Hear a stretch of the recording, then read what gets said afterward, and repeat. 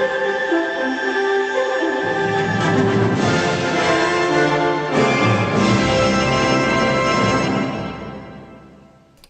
morning, Penny Langfield with ABC North Coast News.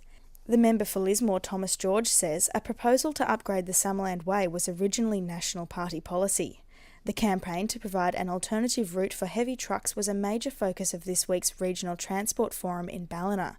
Mr George says a long-term plan to upgrade the route isn't good enough and work should be started immediately.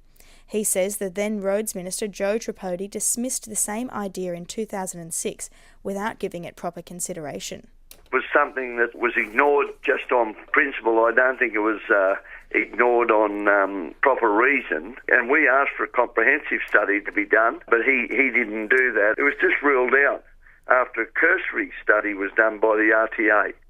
The RTA says it's committed to replacing the glass noise walls that have been vandalised on the Pacific Highway near Byron Bay. The smashed panels were worth more than $500,000 and the authority is now considering replacing them with Perspex. The RTA's General Manager of the Pacific Highway, Bob Higgins, says police have investigated the incident but have not found the culprits. He says initial risk assessments ruled out vandalism as a potential problem because the glass screens preserved the ocean view. We expected a very low risk in terms of getting vandalism at that particular area because the glass does give that better image. What happened, obviously, in that there was a couple of panels that were broken and then it seems someone or a number of people have gone along the bottom and there was this consistent smash that was made with a large hammer. The Lismore City Council says residents have been enthusiastic about a self-sorting recycling system that began last week. Householders receive a discount from the council if they sort their own recycling into different bins. The council's Waste and Water Education Officer, Kevin Trustham, says the new system should dramatically increase recycling rates. He says the community has responded well. A lot of residents have been quite keen to use the new system, and at the same time we're bringing lots of positive comments from the people that have been using it, saying it's such a great idea, and they've asked us why we haven't introduced such a program before now. Commonwealth funding will be used to help develop career pathways for Indigenous artists on the North Coast. More than $300,000 will be spent over 3 years on the region's Indigenous Art Development Program. Frances Bell Parker from Arts Northern Rivers says her job will be to encourage artists to realise their art can become more than a hobby.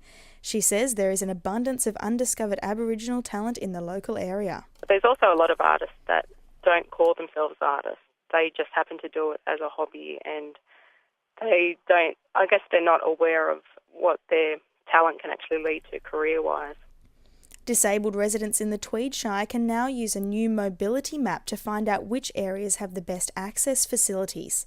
The map shows the location of curb ramps, disabled parking, pedestrian crossings and accessible toilets in Murwillumbah, Tweed Heads and Kingscliff. The council's community worker, Margie Groff, says the new map will help disabled residents to better plan their activities. She says the Shire's disabled residents helped to create the map. It was primarily the Access Committee, which comprises members of the community who, many of whom actually have disabilities themselves. And they were able to go out into the community and assess the needs that were out there and exactly what we needed to put on this map. Lismore's Friends of the Koala group says action is needed from all levels of government to protect local colonies. The organisation presented a document to the Federal Environment Minister recently, calling for koalas to be listed in the Environment Protection and Biodiversity Conservation Act.